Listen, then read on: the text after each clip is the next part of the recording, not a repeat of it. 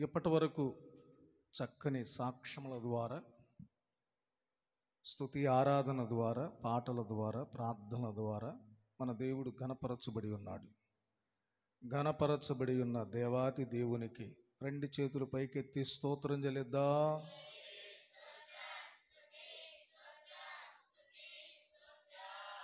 మంచిది. సమయంలో దేవుని వాక్యములోనికి మనం వెళదాం. పరిశుద్ధ బైబిల్ గ్రంథంలో నుండి జకరియా గ్రంథం 8వ అధ్యాయము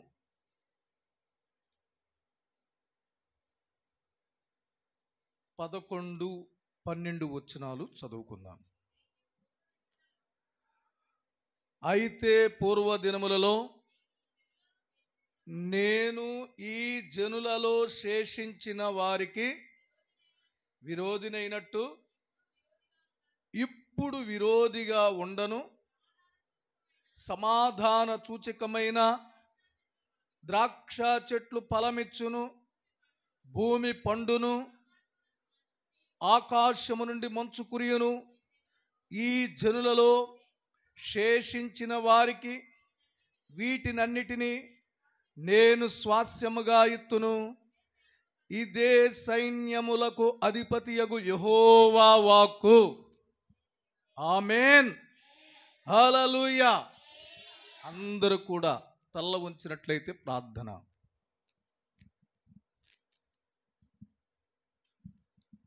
మహాపరిశుద్ధుడైన మా పరమ తండ్రి, మీ పాదాలు పట్టుకుని ప్రార్థిస్తున్నాను. ఎప్పటి వరకు మా మధ్యలో మీరు సంచరించి ప్రతి క్రమాన్ని నీ ఆధీనములో మీరు స్వాధీనపరుచుకొని జరిగించినందులకై స్తోత్రం చెల్లిస్తున్నాం. ఈ సమయంలో కొన్ని నిమిషాలు నీ పక్షమై నిలవబడి నీ సన్నిధిలో ప్రభువా నీ మాటలు ప్రకటించుటకు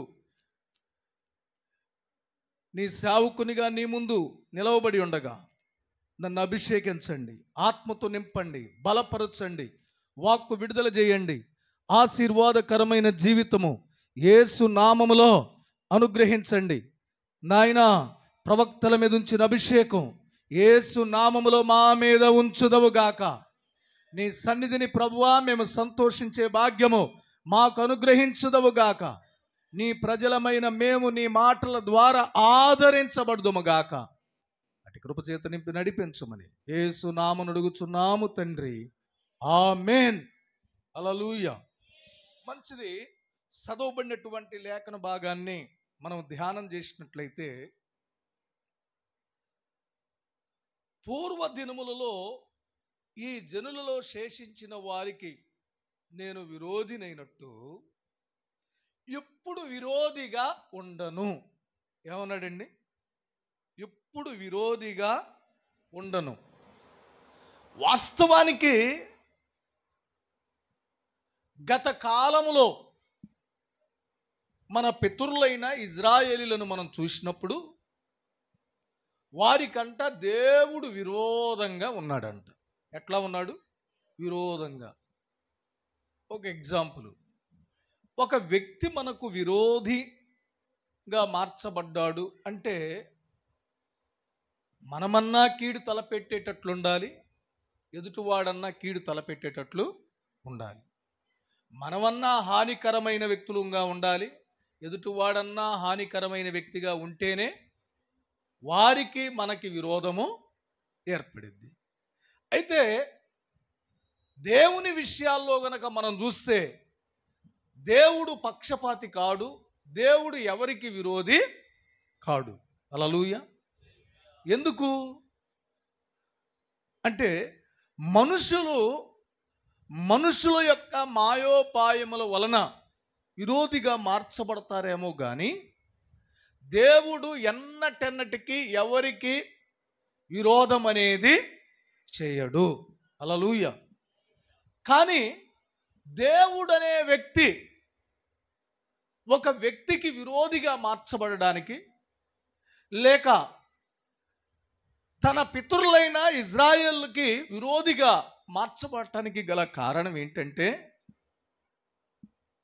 ఒకటి దేవుని మాట వినకపోవుట వలన, 2 దేవుని యొద్దకు రావలసిన విధంగా రాకపోవుట వలన. ఇక మూడో విషయానికి వస్తే, దేవునికి విరోధకరమైన పనులు చేయుట వలన. కొన్నిసార్లు గమనించండి, మన పితరులైన ఇజ్రాయేలీలను గనక మనం ఆలోచన చేసినట్లయితే వారు ఎలా ఉన్నారంటే, వారు దేవుని యొద్దకి రావలసిన విధంగా రాకపోగా, దేవుడి ఆజ్ఞ ప్రకారంగా నడవకపోగా, దేవుడు చెప్పినట్లుగా జీవించకపోగా, దేవుని మీద వారు తిరుగుబడినట్లుగా బైబిల్ గ్రంథంలో మనం చూస్తూ ఉన్నాం. ఈరోజు గమనించండి, అందుకే దేవుడు వారికి విరోధి అయిపోయి వారిని శత్రువుల చేతికి అప్పగించెను. హల్లెలూయా. ఎవరికి అప్పగించాడంట? శత్రువుల చేతికి. దేవుడే ఒక వ్యక్తికి విరోధి అయితే ఆ వ్యక్తి శత్రువుల చేతిలో పడిపోతాడు. ఆ శత్రువు వారి మీద రాజరికం చేస్తే ఆ శత్రువు వారిని ఏలుబడిలో ఉన్నట్లయితే ఆ వ్యక్తి ఏమైపోతాడంటే శ్రమల పాలవుతాడు, నిందల పాలవుతాడు, అవమానాల పాలవుతాడు. గమనించండి, మన పితరులైన ఇజ్రాయేలీలు ఐగుప్తు బానిసత్వంలోనికి వెళ్ళారు. వెళ్ళినప్పుడు ఐగుప్తీయులు వారిని ఏం చేశారంట? శ్రమ పెట్టారు. ఏం పెట్టారండి? శ్రమ పెట్టారు. శ్రమ పెడతాం వల్ల శ్రమకు తాళలేనటువంటి పరిస్థితి వారికి ఏర్పడింది. గమనించండి. రెండవదిగా, మన పితరులు దేవునికి విరోధంగా మార్చబడినప్పుడు వారు అష్షూరీల చెరలోకి వెళ్ళారు. అష్షూరీల చెరలోనికి వాళ్ళు వెళ్ళినప్పుడు ఆ అష్షూరీల చెరలో నలిగిపోయారు. అంటే గమనించండి, ఐగుప్తీల చెరలోకి వెళితే శ్రమల పాలయ్యారు, అష్షూరీల చెరలోకి వెళితే నలిగిపోయారు. మూడవదిగా, మన పితరులు ఫిలిస్తీన్ల చెరలోనికి వెళ్ళారు. ఫిలిస్తీన్ల చెరలోనికి వారు వెళ్ళినప్పుడు వారు అణపబడ్డారు. ఏమయ్యారండి? అణపబడ్డారు. గమనించండి, ఇవన్నిటికీ గల కారణం ఏంటి? అన్యరాజులు మన పితరుల మీద అధికారము చేయటానికి గల కారణం ఏంటి? మన పితరుల మీద రాజరికము చేయటానికి గల కారణం ఏంటి? మన పితరులు అన్య రాజుల యొక్క చేతి కిందకు వెళ్ళి శ్రమల పాలవటానికి, నలిగిపోవటానికి, అణపబడటానికి గల కారణం ఏంటంటే, దేవుని ఎదుట వారు నడుచుకోవలసిన విధంగా వారు నడవలేదు. దేవుడు సెలవిచ్చిన ఆజ్ఞలను వారు అనుసరించలేదు, లేక గైకొనలేదు. దేవుని యొద్దకు వచ్చే విధంగా వారు దేవుని యొద్దకి రాకపోవటం వలన దేవుడు వారికి విరోధయ్యాడు. ఇక్కడ అంటాడు, పూర్వ దినములలో నేను వారికి విరోధినిగా అయినట్లు ఇప్పుడు శేషించిన వారికి నేనేమంటున్నాడు? విరోధిగా ఉండను. హల్లెలూయా. ఏమంటాడు? విరోధిగా ఉండను. మరి ఎలా ఉంటాడంట? 12వ వచనం, సమాధాన సూచకమైన ద్రాక్ష చెట్లు ఫలమిచ్చును. హల్లెలూయా. ఏ ద్రాక్ష చెట్టు అండి? ఏ ద్రాక్ష చెట్టు? సమాధాన సూచకమైన ద్రాక్ష చెట్టు.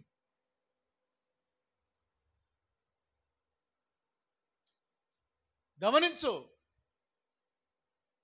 దేవుడు మన మీద ఉన్న విరోధాన్ని తొలగించుకోవాలన్నా,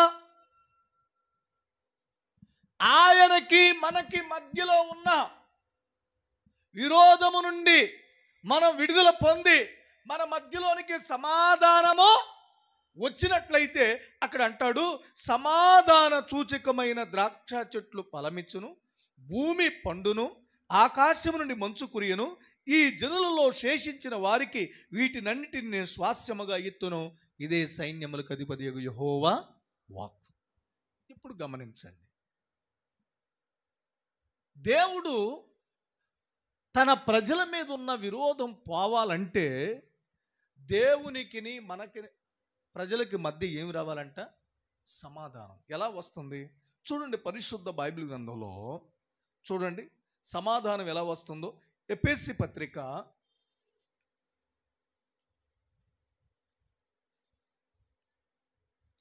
6వ అధ్యాయము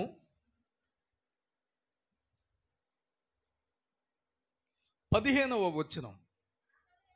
పాదములకు సమాధాన సువార్త వలనైన సిద్ధ మనసును జోడును తొడుక్కొని నిలువబడుడి. హల్లెలూయా. పాదాలకి ఏం తొడుక్కోవాలంట? ఏం తొడుక్కోవాలండి? సమాధాన సువార్త వలనైన సిద్ధ మనస్సును జోడు. దేవుడు మన మీద ఉన్న విరోధాన్ని తొలగించుకోవాలంటే, దేవుని సమాధానం మనలోనికి రావాలి అంటే మనం చేయాల్సిన పనేంటో తెలుసా? మన పాదాలకి సమాధాన సువార్త వలనైన సిద్ధ మనస్సును జోడు తొడుక్కొని నిలవబడాలి. రోజు గమనించు, ప్రతి ఒక్కరిలో కావలసింది ఏంటంటే సమాధానం. హల్లెలూయా. ఏం కావాలండి? సమాధాన సూచకమైన ఫలం మనం ఇవ్వాలంటే మొట్టమొదటిగా మనలోకి ఏం రావాలి? సమాధానం. కొన్నిసార్లు చాలామంది ఏం చేస్తారంటే, సమాధానం లేక విరోధాన్ని మనసులో పెట్టుకున్నప్పుడు ఆ ఇంటికి వీరు బారు, ఈ ఇంటికి వారు రారు. వీరు వాళ్ళకి వందనం వచ్చినం చెప్పరు, వారు వీరికి వందనం వచ్చినము చెప్పరు. వారితో వీరు మాట్లాడరు, వీరితో వారు మాట్లాడరు. కారణం ఏంటంటే వాళ్ళకి ఏమీ లేదు. సమాధాన సువార్త వలనైన సిద్ధ మనసును జోడు వారు తొడుక్కోల పాదాలకి. హల్లెలూయా. వారి చేతులకి సమాధానం లేదు, వారి పాదములకు సమాధానం లేదు, వారి నోటికి సమాధానము లేదు. తద్వారా ఇంకా దేవుడు విరోధంగానే ఉన్నాడు. గమనించండి. అందుకే ఫలాలు ఇవ్వట్ల, అందుకే అభివృద్ధి లేదు, అందుకే ఆశీర్వాదం లేదు, అందుకే దీవెన లేదు. ఇంకొక మాట చూడండి, రోమీయులకు రాసిన పత్రిక 8వ అధ్యాయం 6వ వచనం. రోమీయులకు రాసిన పత్రిక 8వ అధ్యాయము 6వ వచనం. ఆత్మానుసారమైన మనసు జీవమును సమాధానమై ఉన్నది. హల్లెలూయా. ఏ మనసు అండి? ఆత్మానుసారమైన మనసు ఏముందంట? జీవమును సమాధానమునై ఉంది. ఇప్పుడు ఏం కావాలి? ఒకటి, పాదములకు సమాధాన సువార్త వలనైన సిద్ధ మనస్సును జోడుండాలి. రెండవదిగా ఆత్మకు. దేనికండి? ఆత్మకు ఏముండాలంట? ఏముండాలి? ఆత్మకు సమాధాన సంబంధమైన మనస్సు ఉండాలి. దేవునికి స్తోత్రం. గమనించండి, నీకు ఆత్మానుసారమైన మనసు ఉందా? ఎందుకు? మనిషికి వంకర్లు ఉంటాయి కానీ ఆత్మకు వంకర్లు ఉండవు. గేదెకు వంకర్లు ఉంటాయి కానీ పాలకు వంకర్లు ఉండవు. కట్టెకు వంకర్లు ఉంటాయి కానీ నిప్పుకు వంకర్లు ఉండవు. అందుకనే గమనించండి, ఆత్మానుసారమైన మనసు కావాలి. ఈ ఆత్మానుసారమైన మనసు ఎవరికి ఉండిద్దో వారిలో ఏముండిద్దంట? సమాధానం. ఒకవేళ ఆత్మానుసారమైన మనసు లేకపోతే ఆ వ్యక్తికి ఏముండదు? సమాధానం ఉండదు.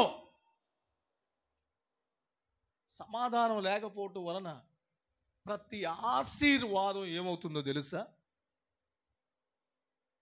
నీ జీవితంలో ఆలస్యం అవుతా ఉంది.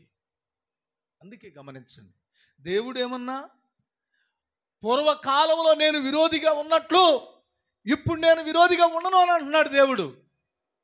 ఆయన విరోధిగా లేకపోతే సమాధాన సూచకమైన ద్రాక్ష చెట్లు ఫలమిస్తాయని అంటున్నాడు. ఇప్పుడు ఆ ద్రాక్ష చెట్టులాగా మనం ఫలం ఇవ్వాలంటే మన పాదాలకి ఏముండాలంట? సమాధాన సువార్త వలనైన సిద్ధ మనసు అని జోడు దొడుక్కోవాలి. ఆత్మానుసారమైన మనస్సు కలిగి సమాధానంతో నింపబడాలి. మూడో మాట చూద్దాం. లూకా సువార్త 24వ అధ్యాయం 2వ అధ్యాయం 14వ వచనం. లూకా సువార్త 2వ అధ్యాయం 14వ వచనం.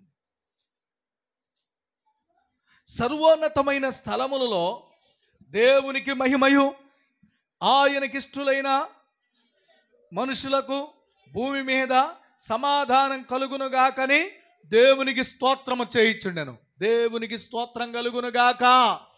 హల్లెలూయా, హల్లెలూయా. ఏం కావాలండి ఇప్పుడు? ఏం కావాలి ఇప్పుడు? ఆయనకిష్టులుగా. ఎవరికి సమాధానం? భూమి మీద ఉన్న ప్రతి ఒక్కరు కూడా దేవునికి ఇష్టలుగా ఉండాలి. హల్లెలూయా. మరి ఇప్పుడు ఆయనకి ఇష్టలుగా ఉన్నామా? ఆయనకి ఇష్టలుగా మనం ఉన్నామా? గమనించండి. సమాధానం ఎవరికి? పాదములకు సమాధాన సువార్త వలనైన సిద్ధ మనసును జోడుదుడుక్కున్నవాడికి, ఆత్మానుసారమైన మనసు గలవాడికి సమాధానం. దేవునికి ఇష్టలైన మనుషులకు సమాధానం. ఈరోజు దేవునికి ఇష్టలుగా మనం జీవించగలిగితే, దేవునికి ఇష్టలుగా మనం బ్రతకగలిగితే, దేవుడు కోరుకున్న విధంగా మనం నడవగలిగితే మనకేమొచ్చిందంట? సమాధానం. మరి ఇష్టలుగా ఉండాలంటే ప్రతి ఆరాధన క్రమంలో భూమి మీద బ్రతికినంత కాలం మందిరంలో ఉండాలి. హల్లెలూయా.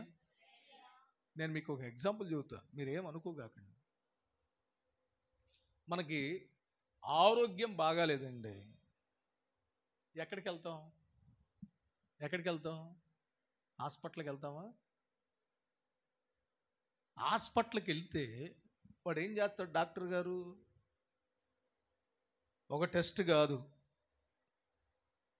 అతగాడు యూరిన్ టెస్ట్ మొదలుకొని రకరకాలు టెస్టులు చేసి చివరికి ఏ బలహీనత ఎక్కడుందో అతడు నిరూపించి ఈ బలహీనత ఉంది, లేక ఈ వ్యాధి ఉంది, ఈ అనారోగ్యం ఉంది అని చెప్తాడు. ఇదంతా చెప్పటానికి కొన్ని గంటల వ్యవధిలో కొన్ని పరీక్షలు జరుగుతూ ఉన్నాయి. ఆ పరీక్షలన్నీ జరగటానికి కొంత సుంకము అతనికి చెల్లించాలి. హల్లెలూయా. దీని కొరకు గంటల తరబడి నిలబడతాం, వెయిట్ చేస్తాం. నేను అంటాను, దేవుని సన్నిధిలో అంతకన్నా శ్రేష్టమైంది కదా. దేవుని సన్నిధి డాక్టర్ గారికి జ్ఞానం ఇచ్చిందే దేవుడు, వైద్యం నేర్పించిందే దేవుడు. అలాంటప్పుడు నీవెవరిని సంప్రదిస్తున్నావు? దేవుడు కలుగు చేసిన వైద్యుల దగ్గరికి వెళ్తున్నావు, కానీ దేవుని దగ్గరికి రావట్లా. హల్లెలూయా. అదేమంటే నాకు బాగాల. హల్లెలూయా. మరి నాకు కూడా బాగాదు కొన్నిసార్లు, మరి నేనేం చేయాలి?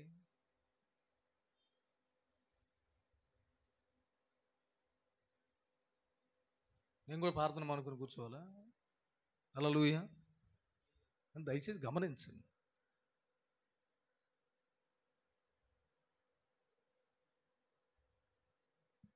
నేను కూడా కూర్చుంటే ఎంత బాగుండిద్దా? గమనించండి. బైబిల్ అంటుంది, సమూయేలు అంటాడు, నా మట్టుకు నేను మీ నిమిత్తమై ప్రార్థన చేస్తాను. ప్రార్థన చేయకపోవుట పాపం. ఏంటండి? ప్రార్థన చేయకపోవుట పాపం. ఒకరోజు నేను కూడా ప్రార్థన చేయకుండా ఉంటా, దేవుడు కాస్త కనురెప్పొట్టట మోస్తాడు. పరిస్థితి ఏందండి? గమనించు.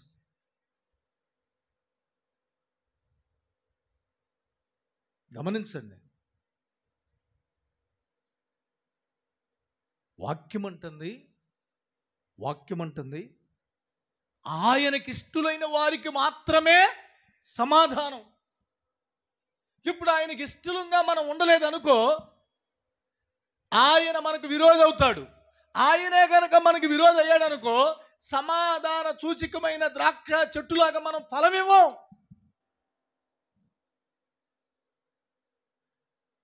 ఆయన మనకు విరోధిగా ఉన్నంత కాలం ఏ కార్యము జరగదు, ఏ మేలు జరగదు, ఏ దీవెన మనకి అనుగ్రహించబడదు. ఆయన మన జీవితంలో ప్రతి ఆశీర్వాదాన్ని మనకిచ్చి మన ఫలము ఫలించేటట్లు చేయాలి అని అంటే మన జీవితంలో ఏమవ్వాలో తెలుసా? ఆయనకిష్టలముగా. గమనించు, ప్రతి ఆరాధన క్రమములు దేవుని సన్నిధిలో కనబడాలండి. మీరు అడగండి, ప్రభు పాదాల మీద పడి దేవుని ఆలయంలోకి వచ్చి దేవుని పాదాలు పట్టుకొని కన్నీరు కార్చి, నా పరిస్థితి ఇది, నా స్థితిగతి ఇది, నా జీవితం ఇది, నా కుటుంబ వ్యవస్థ ఇది, నా ఆరోగ్య పరిస్థితి అనుకూలంగా లేదు అని చెప్పని దేవుణ్ణి అడుగు. ఆయన ఎలాంటి దేవుడు? అడిగితే ఇచ్చే దేవుడు. దేవునికి స్తోత్రం కలుగును గాక. ఒకటేంది? పాదాలకి సమాధాన సువార్త వలనైన సిద్ధ మనసును జోడు ధరించుకోవాలి. 2, ఆత్మకు ఆత్మానుసారమైన మనసును సమాధానమును జీవమునయ్యింది. 3 ఏంటి? భూమి మీద ఆయనకి ఇష్టలైన ప్రజలకే సమాధానం. ఎవరికి పడితే వాళ్ళకి దేవుని సమాధానము రాదు. హల్లెలూయా. ఈ 3 నీవు గనక కలిగి లేవనుకో, దేవుని సమాధానము లేదు. దేవుని ఉద్దేశం ఏంటి? నీలో గనక సమాధానం ఉంటే నీవేమవుతావు? చూడండి, ద్వితీయోపదేశ కాండం 3 మాటలు చెప్తాను. ద్వితీయోపదేశ కాండం 33వ అధ్యాయం 28వ వచనం. 1 ద్వితీయోపదేశ కాండం 33వ అధ్యాయం 28వ వచనం. ఇజ్రాయేలు నిర్భయముగా నివసించుము, యాకోబు ఊట ప్రత్యేకింపబడును, అతడు ధాన్య ద్రాక్ష రసము గల దేశములో నుండును, అతనిపై ఆకాశపు మంచును కురియును. దేవునికి స్తోత్రం కలుగును గాక. అంటే ఎవరిపైన ఆకాశపు మంచు కురుస్తుంది? ఎవరి ధాన్య ద్రాక్ష రసములు ఫలమిస్తాయి? ఎవరు దేవుని ఆశీర్వాదాన్ని అనుభవిస్తారు అనంటే ఎవరు పాదాలకు సమాధాన సువార్త జోడు ధరించుకుంటారో, ఎవరు ఆత్మానుసారమైన మనసు కలిగి ఉంటారో, ఎవరు ఆయనకిష్టలుగా భూమి మీద ఉంటారో వారు ఎలాంటి వాళ్ళో తెలుసా? సమాధాన సూచకమైన ద్రాక్ష చెట్టు ఫలమిచ్చును. ఆ ఫలం దేవుడు ఇజ్రాయేలుకి ఇచ్చాడు. హల్లెలూయా. అందుకని అంటున్నాడు, ఇజ్రాయేలు నిర్భయముగా నివసించును, యాకోబు ఊట ప్రత్యేకపరచబడును, అతడు ధాన్య ద్రాక్షారసము గల దేశములో నుండును, అతనిపై ఆకాశపు మంచు కురియను. దేవుని స్తోత్రం. ఎంతగా దేవుడు మోషే ద్వారా ఇజ్రాయేలును ఆశీర్వదించాడండి. ఎంతగా దేవుడు ఇజ్రాయేలును దీవించాడు. ఒక ప్రత్యేకమైన కోణములో ఇజ్రాయేలును చూశాడు. దేవుడు ఆశీర్వదించినప్పుడు, దేవుడు దీవించినప్పుడు, దేవుడు హెచ్చించినప్పుడు, దేవుడు ఘనపరిచినప్పుడు, దేవుడు గొప్ప చేసినప్పుడు ఆ వ్యక్తి అంట ఊట ప్రత్యేకపరచబడుతుంది. ప్రత్యేకపరచబడుతుంది. ధాన్య ద్రాక్షరసము కలిగిన దేశములో ఉంటారు. అతడు విత్తిన ప్రతి పంట ఆకాశము మంచు కురుస్తూ ఉంది. హల్లెలూయా. ఇలాంటి పరిస్థితుల్లో ఇజ్రాయేలుకి దేవుడు ఈ విధంగా వాగ్దానం చేసి వారిని దీవిస్తూ ఉంటే వారు ఏమయ్యారు తెలుసా? వారు ఏమయ్యారో చూడండి. హోషేయ గ్రంథం 9వ అధ్యాయం 10వ వచనం చూడండి. హోషేయ గ్రంథం 9వ అధ్యాయం 10వ వచనంలో ఈ విధంగా ఆశీర్వదించబడిన వీరు, 9వ అధ్యాయం 10వ వచనం, అరణ్యములో ద్రాక్ష పండ్లు దొరికినట్లు ఇజ్రాయేలు వారు నాకు దొరికిరి, చిగురు పెట్టు కాలమందు అంజూరపు చెట్టు మీద తొలి ఫలము దొరికినట్లు మీ పితరులు నాకు దొరికిరి.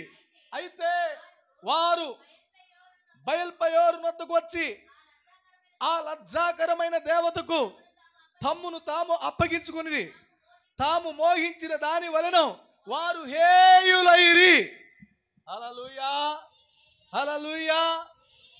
దేవుడు ఒక కోణములో వారిని ఆశీర్వదించాడు, ఒక కోణములో సమస్త జనములలో వారిని హెచ్చించాడు, ఒక కోణములో వారిని దేవుడు ప్రపంచ ప్రజలు చూచే విధంగా చేశాడు.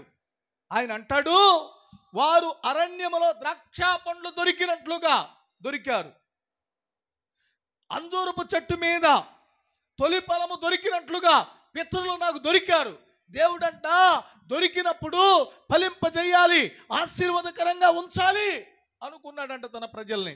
కానీ దేవుడు ఆశీర్వదించే కొలది, దేవుడు వారి మీద మంచు కురిపించే కొలది, వారు హెచ్చింపబడే కొలది, వారు దీవించబడే కొలది, వారు ఎక్కడికి వెళ్ళారంట? బయలుపోయూరు నొద్దకు వెళ్ళి ఏం చేశారు? లజ్జాకరమైన దేవతలకు తమను తాము అప్పగించుకొని వాటితో మోహించిన వాని వలె వారు హేయులయ్యారు. కారణం ఏంటి? వారి పాదములకు సమాధాన సంబంధమైన సిద్ధ మనసున జోడుని, వారి ఆత్మకు కలిగిన సమాధానము, ఆయనకిష్టులుగా బ్రతికినప్పుడు దేవుడు వారికి ఇచ్చిన సమాధానాన్ని వారు కోల్పోయారు. దాని వలన దేవుని ఆశీర్వాదాన్ని వారు హేయపరిచారు. అందుకే 10వ అధ్యాయం 1వ వచనం చూడండి. అది ఇశ్రాయేలు విస్తారంగా వ్యాపించిన ద్రాక్ష చెట్టుతో సమానం. వారు ఫలము ఫలించిరి, ఫలము ఫలించిన కొలది వారు బలిపీఠములను మరి విశేషముగా చేయిచూ వచ్చిరి. తమ భూమి ఫలవంతమైన కొలది వారు తమ దేవతా స్తంభములను మరి విశేషముగా. ఎంత బాధాకరమైన విషయం అండి! వారంట విస్తారంగా వ్యాపించారంట, వారు ద్రాక్ష చెట్టుతో సమానమైపోయారు, వారు ఫలము ఫలించారు. ఫలము ఫలించిన కొలది బలిపీఠాలను కట్టారంట. ఏం కట్టారండి? ఆ బలిపీఠాలు ఎవరికి కట్టారు? అన్య దేవతలకు. ఎవరికి? అన్య దేవతలకు. దేవుడు ఏమన్నా ఇశ్రాయేలు నిర్భయముగా జీవించును, యాకోబు ప్రత్యేకించబడిన ఓట, వారి ధాన్య ద్రాక్షరసము సమాధానంతో ఉంది, వ్యాపిస్తూ ఉంది, వారి మీద ఆకాశపు మంచు కురుచును అని దేవుడు వారిని కోరుకున్నాడు. వారు పై రూపాన్ని చూశాడంట దేవుడు. వాస్తవంగా 9వ అధ్యాయం 10వ వచనంలో ఏం చదివాము? అరణ్యములో ద్రాక్ష పండ్లు దొరికినట్లు దొరికారు. ఎట్లా దొరికారంట? ద్రాక్ష పండ్లు దొరికినట్టు దొరికారు. సిగురు పెట్టు కాలమందు అంజూరపు చెట్టు తొలి ఫలము దొరికినట్లు పితరులు దొరికారు. దేవుడు చాలా ఆశపడ్డాడంట, నాకు దొరికారు కదా అని. కానీ వారేం చేశారు? హేయులైపోయారు. వారేం చేశారు? అన్య దేవతలకు విశేషంగా బలిపీఠాలు కట్టారు. గమనించండి, దేవుడు ఒక ఉద్దేశం కలిగి ఉంటే, పితరులు ఒక ఉద్దేశం కలిగి ఉన్నారు.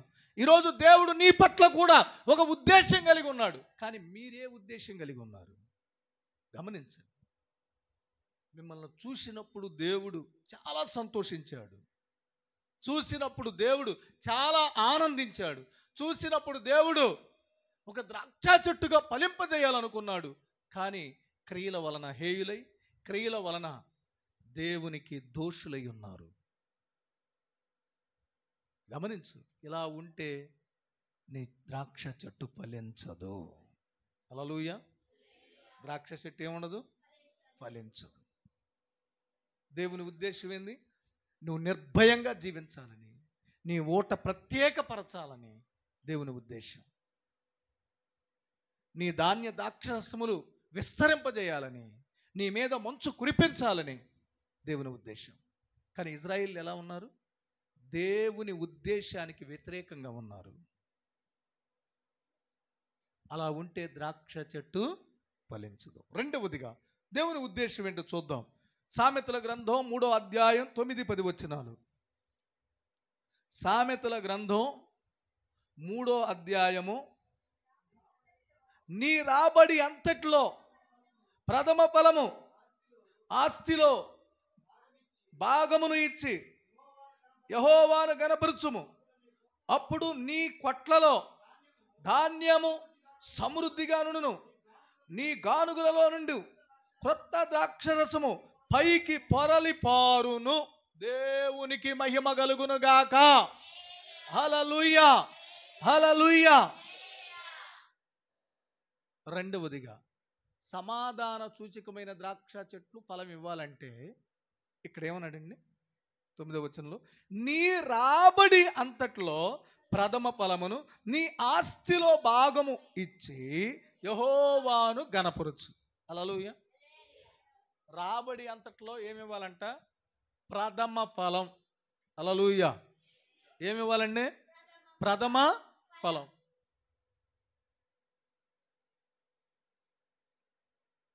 నేను 2007లో కొద్ది కాలం, అంటే దరిదాపుగా 1 సంవత్సరం, ఉరుటూరు అని పామర్ దగ్గర సేవ చేశాను. అందరూ రెడ్డిస్ కులంలో నుండి రక్షణ పొంది ఉన్నారు. అందరికీ పొలాలు ఉన్నాయి.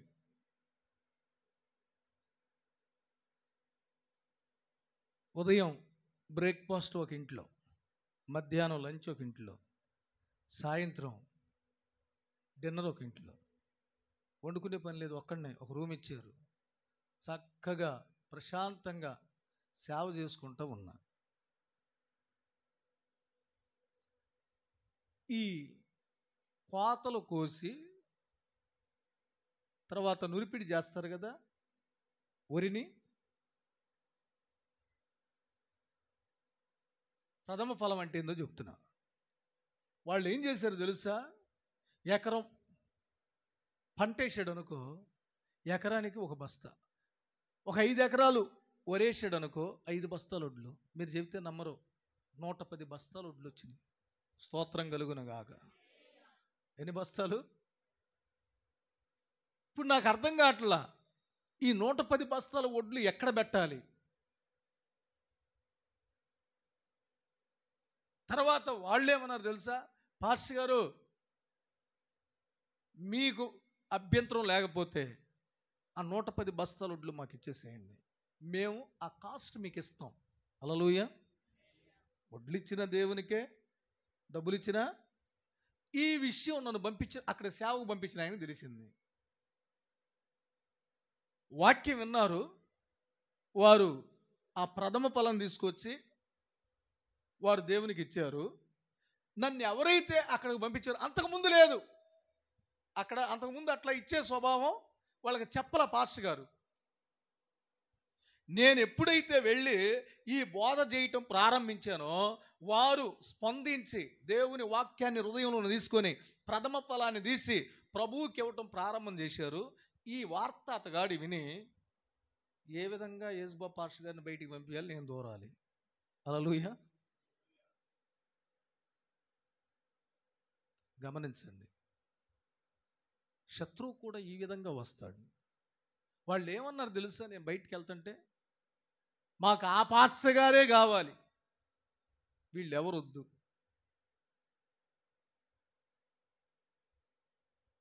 విద్యాసాగర్ గారికి ఫోన్ చేసి, మాకు ఆయనే కావాలి, వీళ్ళు ఎవరొద్దు. సరే, ఎవరైతే పాస్టర్ గారికి ఫోన్ చేసి యేసుబాబుని ఆపండి నేను వెళ్తానని చెప్పాడు, ఆయన ఏమయ్యాడు తెలుసా? ఆయన సేవ సరిగ్గా చెయ్యకపోగా ఆయన మరణం ఎట్లా జరిగిందో తెలుసా?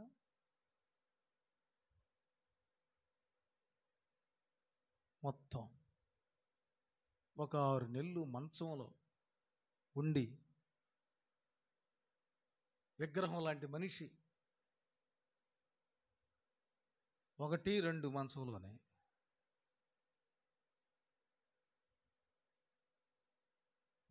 ఆ తర్వాత హాస్పిటల్లో ఉన్నాడన్న సంగతి తెలిసి నేను వెళ్ళి ప్రార్థన చేస్తాను. చేసిన తర్వాత అన్నాడు, ఎస్ బాబు, నాకంటే పెద్దోడు, తండ్రి వయసు కలిగిన వాడు, నన్ను క్షమించని 2 చేతులు జోడించాడు. దేవునికి స్తోత్రం కలుగునుగాక. ఎందుకు? భోజనము నిమిత్తమై దేవుని పనిని పాడు చేయకూడదు. హల్లెలూయా. దేవుని పని నిమిత్తమై భోజనమును పాడు చేయకూడదు. ఆయన ఏం చేశాడు తెలుసా? భోజనము నిమిత్తమై దేవుని పనిని పాడు చేయకూడదు. ఇప్పుడు ఆయన భోజనం కోసం ఏం చేశాడు? పని పాడు చేశాడు. ఆయన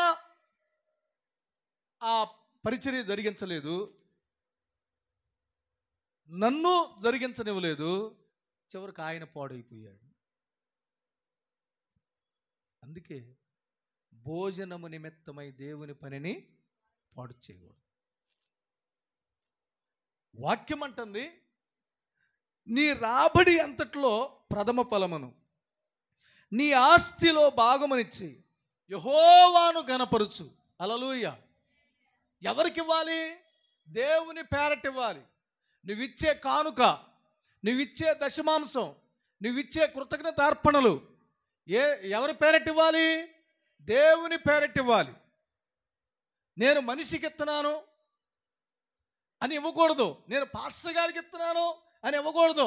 ఇంకా కొంతమంది అంటారు, పాస్టర్ గారు ఆయనకేం సార్ మన కానుకలన్నీ తీసుకొని బతుకుతున్నాడు అనకూడదు. స్తోత్రం కలుగునుగాక. మీకు ఒక ఎగ్జాంపుల్ చెప్తాను.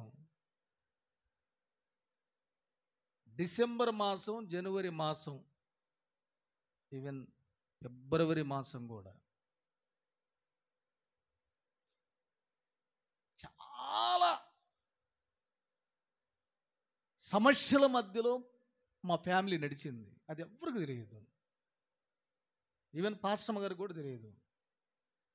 నా బ్యాంక్ బ్యాలెన్స్ 50 రూపాయలు, 40 రూపాయలు అట్లా నడుస్తూ వచ్చింది. వాస్తవంగా కరువు రావటానికి గల కారణం ఏంటంటే, డిసెంబర్లో దశంభాగం, జనవరిలో నేను ఇవ్వలా. హల్లెలూయా. ఇవ్వలేదు. నేను డిసెంబర్లో నేను దశంభాగం దైవజనుడికి ఇచ్చి ప్రార్థన చేయించుకోవలసింది.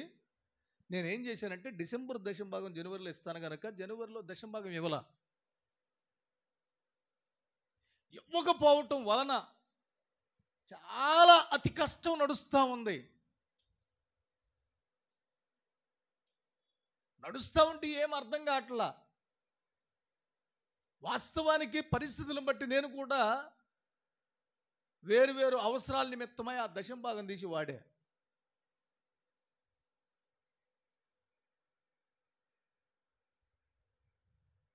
ఫిబ్రవరి ఆఖరిలో, జనవరి దశంభాగం ఫిబ్రవరి ఇవ్వాలి కదా, ఎట్టి పరిస్థితుల్లో తింటానికి ఉన్నా లేకపోయినా 2 నెలల దశంభాగం తీసి దేవుడికి ఇవ్వాలి అని చెప్పని అతి కష్టం మీద ఆ దశంభాగం తీసుకెళ్ళి దైవజనుడికి ఇచ్చి నేను చెప్పాను, అయ్యా మీకు దశంభాగం నేను పంపించలేదు. జనవరి మాసంలో, జనవరి మాసాన్ని ఫిబ్రవరిలో పంపించలేదు. ఇదిగో ఈ 2 మాసాల దశంభాగం నేను మీకు ఇస్తున్నాను, ప్రార్థన చేయండి అని ప్రార్థన చేయించుకున్న తరువాత దేవుడు ఆశీర్వదిస్తాం ప్రారంభించాడు. దేవునికి స్తోత్రం కలుగునుగాక. హల్లెలూయా. గమనించండి, మనం ఎవరికి ఇస్తున్నాం? దేవునికి ఇస్తున్నాం. అప్పుడు నీ కొట్లలో ధాన్యము సమృద్ధిగాను, నీ గానుగుల్లో నుండి క్రొత్త ద్రాక్షరసము పైకి పొరలోను. అంటే నీవు దేవునికి ఇస్తున్నప్పుడు, నీవు దేవుని గణపరుస్తున్నప్పుడు నీకేముండిద్దంట? సమృద్ధి, సమాధానం ఫలిస్తూ ఉండిద్ది. కానీ జరిగింది ఏంటి? మలాకీ గ్రంథం 3వ అధ్యాయం 6వ వచనం గనక మనం 7వ వచనం చూడగలిగితే, మీ పితరుల నాటు నుండి నా కట్టడలను గైకొనక వాటిని త్రోసివేసితిరి. అయితే మీరు నా తట్టు తిరిగిన ఎడల నేను మీ తట్టు తిరుగుదునని సైన్యములకు అధిపతియగు యెహోవా సెలవీయగా మేము దేని విషయమై తిరుగుదుమని మీరందరూ. హల్లెలూయా. పితరుల నాటి నుండి దేవుని కట్టడను ఏమయ్యారంట? గై కొనక వాటిని త్రోసివేశారు. వాటిని అనగా ఏకవచనమా బహువచనమా? బహువచనం. అంటే వాటిని అనగా ఎన్నో కట్టడలు మీరు ఏం చేశారంట? త్రోసివేశారు. అయితే ఇక్కడ అన్నాడు, మీరు నా తట్టు తిరిగిన ఎడల నేను మీ తట్టు తిరుగుదునని సైన్యములకు అధిపతియగు యెహోవా సెలవిస్తున్నాడు. వీళ్ళు అంటారంట, మేము దేని విషయమై తిరుగుదుమని మీరందరూ. దేని విషయమై అంటే అక్కడ అంటాడు, మానవుడు దేవుని యొద్ద దొంగిలునా? ఏమండి? మానవుడు దేవుని యొద్ద దొంగిలునా? అయితే మీరు నా యొద్ద దొంగిలితిరి. దేని విషయంలో మేము నీ యొద్ద దొంగిలితిమని మీరందరూ 10వ భాగమును ప్రతిష్టార్పణలను ఇయ్యకయే దొంగిలితిరి. హల్లెలూయా. ఏమి ఇవ్వాలంట? 10వ భాగము ప్రతిష్టార్పణలు. అక్కడ అంటాడు, సమాధాన సూచకమైన ద్రాక్ష చెట్టు ఫలమిచ్చును. ఈరోజు గమనించు, సమాధాన సూచకమైన ద్రాక్ష చెట్టుగా నువ్వు ఉన్నావా? నీవు ఫలమిస్తున్నావా? గమనించు, వాక్యం అంటుంది, నీవు ఫలమిస్తున్నావా? నీవు ఫలం ఇవ్వడానికి నీలో నీ పాదాలకు సమాధానం ఉందా? నీ ఆత్మకు సమాధానం ఉందా? దేవునికి ఇష్టరాలుగా నువ్వు ఉన్నావా? నీవు ఈ 3 అనుభవాలు కలిగి ఉంటే నిజంగా నీవు నీ దేవుని సన్నిధిలో నిర్భయముగా జీవిస్తావు. నీవు దేవుని సన్నిధిలో దేవుని కనపరుస్తావు. నీవు నిర్భయంగా జీవించకపోవడానికి నీవు చేసిన పని ఏంటంటే దేవునికి వ్యతిరేకంగా నడిచావు. నీవు దేవునికి సన్నిధిలో మరి దేవుని గణపరచబడకపోవడానికి గల కారణం ఏంటంటే దేవుని సన్నిధిలో దేవునికి రావలసిన భాగం విషయంలో దొంగిలిచునే ఉన్నావు. హల్లెలూయా. అందుకనే మనం చదువుతాం, లూకాసు వార్తలో ఒక మాట ఉంది. ఒక ధనవంతుడంట కొట్లు కట్టించి ధాన్యమంతయు కొట్లలో సమకూర్చి తన ప్రాణంతో చెబుతున్నాడంట, నా ప్రాణమా తినుము తాగుము సుఖించుము అంటున్నాడంట. ఏమంటున్నాడు? నా ప్రాణమా తినుము తాగుము సుఖించుము. అనేక సంవత్సరములకు సరిపడు ధాన్యము కొట్లలో సమకూర్చబడి ఉంది విస్తారంగా. తిను తాగు సుఖించు. దేవుడు అంటున్నాడు, వేరివాడా, నువ్వు విత్తనం వేసినప్పుడు విత్తనం పాడవకుండా బ్రతికించింది ఎవరు? నేను. అది విత్తనము మొలచిన తరువాత పంటకు తెగులు రానియకుండా చేసింది ఎవరు? నేను. ఆ పంట ఫలము చేతికి వచ్చే టైంలో పురుగు పట్టకుండా చేసింది ఎవరు? నేను. ఆ పంట సమృద్ధిగా పండిన తర్వాత రాలిపోకుండా చెట్టుకే ఉంచింది ఎవరు? నేను. ఇంత చేసిన నన్ను గణపరచడం విడిచిపెట్టి నీ ప్రాణంతో తిను త్రాగుము సుఖించుము, సంవత్సరాలకు సరిపడు ధాన్యం కొట్టలో నేను సమకూర్చానంటావా? సమకూర్చింది ఎవరు? నీవా నేనా అని ఏరివాడ ఈ రాత్రి నీ ప్రాణమును నేను అడుగుతున్నా. గమనించు, నీలో సమాధానం ఉందా? సమాధాన ఫలం ఉందా? అక్కడ అంటాడు, 10వ వంతు ప్రతిష్టార్పణలు ఇయ్యకయే దొంగిలితిరి. ఈ జనులందరూ నా యొద్ద దొంగిలిచునే ఉన్నారు, మీరు శాపగ్రస్తులై ఉన్నారు. హల్లెలూయా. మీరు ఏమై ఉన్నారంట? మొన్న ఒకళ్ళు చెబుతున్నారు, ఓ పాస్టర్ గారు అంటున్నాడంట, మీరు దశంభాగం ఇవ్వకపోతే శాపగ్రస్తులు అవుతారు అంటున్నాడంట. ఏం పాస్టర్ గారు, ఇది ఎంతవరకు కరెక్టు? అని అన్నారు. నేను అన్నాను, వాస్తవేనండి, బైబిల్లో ఉందన్నమాట. నేను చెప్పిన మాట కాదు, బైబిల్లో ఆ మాట ఉంది. అందుకే గమనించండి, దేవుని ఉద్దేశం నీ కొట్లలో ధాన్యము సమృద్ధిగా ఉండాలని. దేవుని ఉద్దేశం నీవు ఆ ద్రాక్షారసములు విస్తరించాలని ఆయన ఉద్దేశం. ఆయన ఉద్దేశాలకు భిన్నంగా ఇజ్రాయేలు నడిచారు. ఆయన ఉద్దేశాలకు వ్యతిరేకంగా వీరు దేవునికి నడిచారు. తద్వారా దేవుని దగ్గర శాపగ్రస్తులైపోయారు. అయితే సమాధాన సంబంధమైన ద్రాక్ష ఫలమును ఇవ్వాలంటే 128వ సంకీర్తన 3వదిగా చూడండి. 128వ సంకీర్తన 1వ వచనం. యెహోవా యందు భయభక్తులు కలిగి ఆయన త్రోవల యందు నడుచు వారందరూ ధన్యులు. దేవునికి స్తోత్రం. ఇప్పుడు దేవుడు ఏం మాట్లాడుతున్నాడు?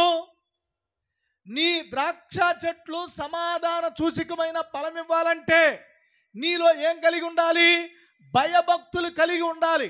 ఎవరి ఎడల? యెహోవా యందు.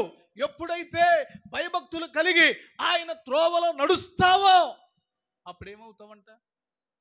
ఏమవుతావు? మీరు ధన్యులు. ఆ ధన్యులు ఏ విషయంలో ధన్యులు? నిశ్చయముగా నీ చేతుల కష్టార్జతో నీవు అనుభవించదు. నీవు ధన్యుడవు, నీకు మేలు కలుగును. హల్లెలూయా. నీ కష్టార్జితాన్ని నీవే అనుభవిస్తావు. గమనించండి, నీ కష్టార్జితాన్ని నీవే అనుభవిస్తావు. నీ కష్టార్జితాన్ని వేరొకడు వచ్చి దొంగిలించి తీసుకుని వెళ్ళడు. హల్లెలూయా. అందుకే గమనించండి, నీ కష్టార్జితాన్ని నీవే అనుభవించేటట్లు చేస్తాడు, నీకు మేలు కలిగేటట్లు చేస్తాడు. ఆ మాట అంటూ, నీ లోగిట నీ భార్య ఫలించు ద్రాక్షవల్లి వలె నుండును, నీ భోజనపు బల చుట్టూ నీ పిల్లలు ఒలీవ మొక్కల వలె ఉందురు. యెహోవా యందు భయభక్తులు గలవాడు ఇలాగు దేవునికి మహిమ కలుగును గాక. ఎట్లా ఆశీర్వదించబడతాడంట? భయభక్తులు కలిగిన వాడు. గమనించండి, ఇజ్రాయేలీలు హేయులైపోవడానికి, ఇజ్రాయేలీలు శాపగ్రస్తులైపోవడానికి గల కారణం ఏంటి తెలుసా? వారు సమాధాన విషయంలో పాదాలకు లేదు, ఆత్మకు లేదు, ఆయనకి ఇష్టలుగా వారు నడవల. కనుక వారు హేయులయ్యారు, వారు శాపగ్రస్తులయ్యారు. అందుకే వారి ఫలము ఫలించల. ఈరోజు మన ఫలము ఫలించాలంటే భయభక్తులు కలిగి ఉండాలి. హల్లెలూయా. నీయందు భయభక్తుల గలవారి ఎడలా దయచూపుచున్నావు తరతరముల వరకు. నీయందు భయభక్తుల గలవారి దయచూపుచున్నావు తరతరముల వరకు. నీయందు భయభక్తుల గలవారి పిల్లలు, నీయందు భయభక్తుల గలవారి పిల్లలు నీరు కట్టు తోటవలె బహుగా పాలింతురు. నీరు కట్టు తోటవలె బహుగా పాలింతురు. ఆశీర్వదించుము దేవా, ఆదరణ నీవే ప్రభువా. ఆశీర్వదించుము దేవా, ఆదరణ నీవే ప్రభువా. హల్లెలూయా. అంటే భయభక్తులు గలవారి ఎడల దేవుడు దయ చూపిస్తా ఉన్నాడు. భయభక్తులు గలవారి మీద ఆయన కనుదృష్టి ఉంది. భయభక్తులు గలవారి కోరికను సిద్ధింపజేసే దేవుడు ఆయన. భయభక్తులు గలవారిని ఇదిగో హెచ్చించే దేవుడు ఆయన. అందుకనే ఆయన హెచ్చిస్తే కుటుంబంలో నీ భార్య ఫలించింది, ఆయన హెచ్చిస్తే కుటుంబంలో నీ పిల్లలు ఎదిగిన మొక్కల వలె ఉంటారు. రోజు గమనించు, దేవుడు హెచ్చించాలి. ఏ విషయంలో? ఇజ్రాయేలీలాగా దేవునికి హేయులై ఉన్నారు, ఏ విషయంలో ఇజ్రాయేలీలాగా శాపం ఇంట్లో తాండవమాడుతూ ఉందో, దానివల్ల సమాధానం లేకపోవటం, దానివల్ల నెమ్మది లేకపోవటం, దానివలన నిబ్బరమైన బుద్ధి లేకపోవటం, దానివల్ల ప్రార్థన చేసే స్వభావం లేకపోవటం, దానివల్ల దేవునికి దగ్గరయ్యే అనుభవం లేకపోవటం ఉందో గమనించు. తిరిగి దేవుని ఉద్దేశంలోనికి రా. దేవుని ఆశీర్వాదం నీ మీద పనిచేయాలి. హల్లెలూయా. దేవుని ఆశీర్వాదం మన మీద ఏం చేయాలి? పనిచేయాలి. గమనించు. పాదాలు సమాధానంతో ఉంటే నీ ఇల్లు సమాధాన గృహంగా ఉండద్ది. ఆత్మ సమాధానంతో ఉంటే అందరూ నీ దగ్గరకు వస్తారు. దేవునికి భూమి మీద ఇష్టలుగా నువ్వు ఉండగలిగితే నీ సమాధానం సకల జనులకు వస్తుంది. గమనించు. సమాధానం లేనప్పుడు కాలు నిలకడగా ఉండదు. సమాధానం లేనప్పుడు ఆత్మ నిబ్బరం కలిగి ఉండదు. సమాధానం లేనప్పుడు దేవునికి ఇష్టలుగా బ్రతకలేం, ప్రార్థన చేయలేం, దేవుని ఎదుగు రాలేం, దేవుని ఆరాధించలేం, దేవుని మహిమపరచలేం, దేవుని కొనియాడలేం, దేవునికి ఇవ్వవలసిన రీతిలో మనం ఇవ్వలేం. కనుక అందుకని జకర్యా గ్రంథంలో మనం చదివినట్లుగా నీ భూమి ఫలించాలి అంటే ఏం చేయాలంట? చదవండి అన్నమాట మరొకసారి జకర్యా గ్రంథం. అయితే పూర్వ దినములలో నేను ఈ జనులలో శేషించిన వారికి విరోధినైనట్టు ఇప్పుడు విరోధిగా ఉండను. సమాధాన సూచకమైన ద్రాక్ష చెట్టు ఫలమిచ్చును, నీ భూమి పండును, ఆకాశమును మంచు కురియును. నీ జనులలో శేషించిన వారికి వీటినన్నిటినీ నేను స్వాస్యముగా ఇచ్చేదను. దేవునికి స్తోత్రం. ఏం పొందాలంట? స్వాస్యముగా. ఏం పొందాలి? స్వాస్యం. గమనించు. ఇంట్లో నెమ్మది ఉందా? సమాధానం ఉందా? శాంతి ఉందా? ఇవి లేకపోవటానికి గల కారణం ఏంది? పిల్లల మధ్యలో, భార్యాభర్తల మధ్యలో, అన్నదమ్ముల మధ్యలో, అక్కచెల్లెల మధ్యలో సమాధానం లేకపోవటానికి దేవుడు విరోధిగా ఉన్నాడేమో. ఆ మధ్య ఒక ఆమె అంటుంది, పిల్లలు మాట్లాడతలేదు, మాట వింటలేదు, బతకాలనిపించట్లేదండి అంటుంది. ఏంట్రా బాబు, నీకు బ్రతకాలనిపించకపోవటం ఏంది? పోనీ ఏమేమన్నా రక్షణ పొందిన వ్యక్తి అంటే రక్షణ పొందిన వ్యక్తే, కానీ ఏమనిపిస్తుంది? బతకాలనిపించట్లా, భర్త అర్థం చేసుకోవట్లా, పిల్లల మాట వింటల్లా, చచ్చిపోవాలనిపిస్తుంది. సత్యం సాధిస్తావు, జయించాలి. దేవునికి స్తోత్రం కలుగును గాక. జయించిన వారితో కలసి నీ సింహాసనము నే చేరగా, జయించిన వారితో కలసే నీ సింహాసనము నే చేరగా,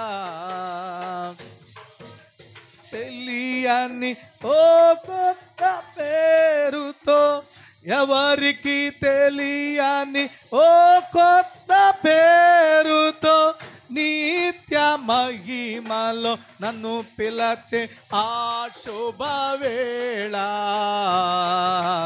ఏమౌదునో నేమౌదునో యేసయ్యా, ఏమౌదునో నేమౌదునో, ఏమౌదునో నేమౌదునో, ఆమేన్. ఏమౌదునో నేమౌదునో, ఎవరు సమీపించలేని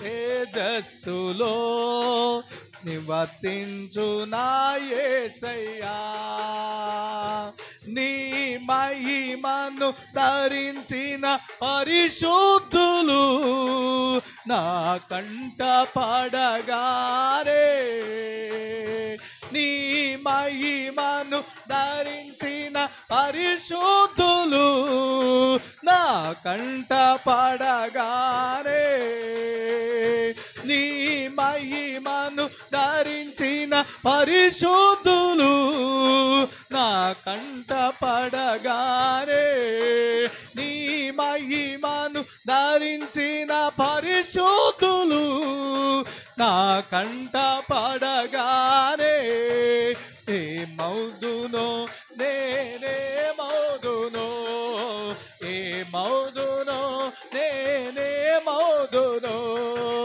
ఏమౌదునో నేనేమౌదునో ఏమౌదునో నేనేమౌదునో ఏమౌదునో నేనేమౌదునో ఏమౌదునో నేనేమౌదునో ఆరాధన స్తుతి ఆరాధన ఆరాధన స్తుతి ఆరాధన ఆరాధన స్తుతి ఆరాధన ఆరాధన స్తుతి ఆరాధన. హల్లెలూయా. నీ ద్రాక్ష చెట్టు ఫలం ఇవ్వాలంటే ఏముండాలి? సమాధానం. ఎక్కడ ఉండాలి సమాధానం? పాదాలకి, ఆత్మకి. భూమి మీద జీవించినంత కాలం దేవునికి ఇష్టలుగా ఉండి సమాధానం.